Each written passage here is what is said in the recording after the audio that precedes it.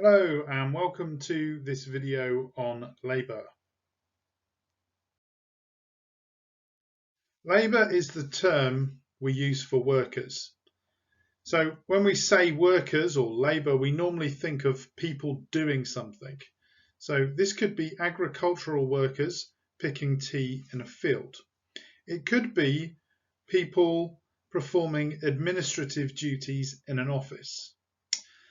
But the term labour also includes those people whose work requires them to think. So the majority of what they provide is some sort of thinking service. So for example, this could be a sales and marketing consultant. Labour is the general term for workers. However, labour can be split up into different categories. And we will look at some of these in the next few slides. First, let's look at the differences between physical and mental labour. Physical labour is about exerting the body to produce a good. So our example we have here is a fisherman is going out in his boat and he's physically fishing for fish and collecting fish, maybe gutting the fish, and producing the fish that he can then sell as a good at the fisherman's market. So this would be classified as an example of physical labour.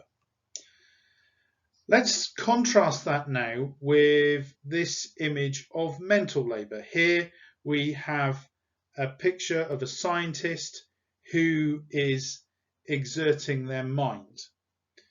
They are producing a scientific service.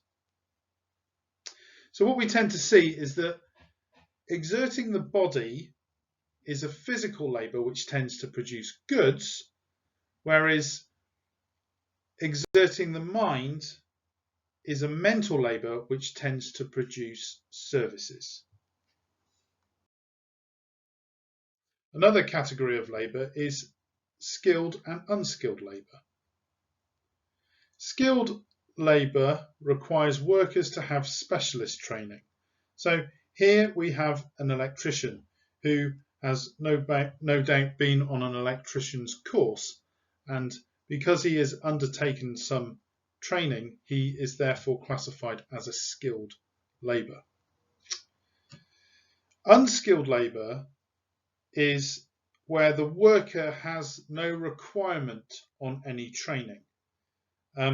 I imagine that the tea pickers that we've already talked about turned up at the farm on day one and the foreman told them how to pick the tea leaves, and because it's a repetitive process, that's the only training they need, is how to pick the leaf off of the tree. They don't, in comparison to the electrician, their training is maybe a quick conversation with the farm foreman, whereas the electrician has had to train for many months or even years to be able to do his job. So we can clearly see here the difference between skilled labour and unskilled labour. Finally, I want to talk about productive and unproductive labour. These two types of labour are slightly harder to understand. Productive labour describes workers who directly add a value to their employer through the work that they do. So here's our electrician again. He's gone to a job to do some electrical work, and when he has finished and completed that job, he will then be able to invoice the customer for the work that he has done. So we can clearly see that the work that he does directly generates income for his employer.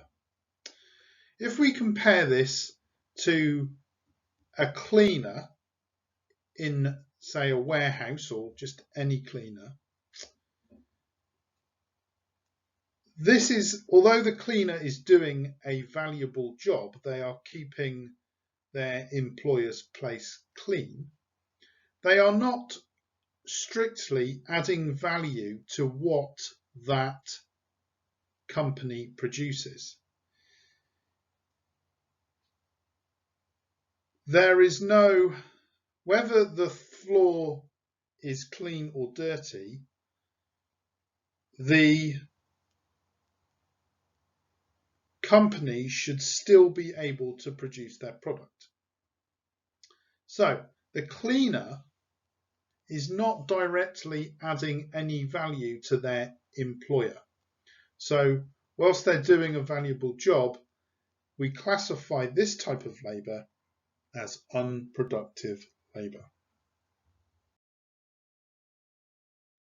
Thanks for watching our video. If you liked it, please like and subscribe below.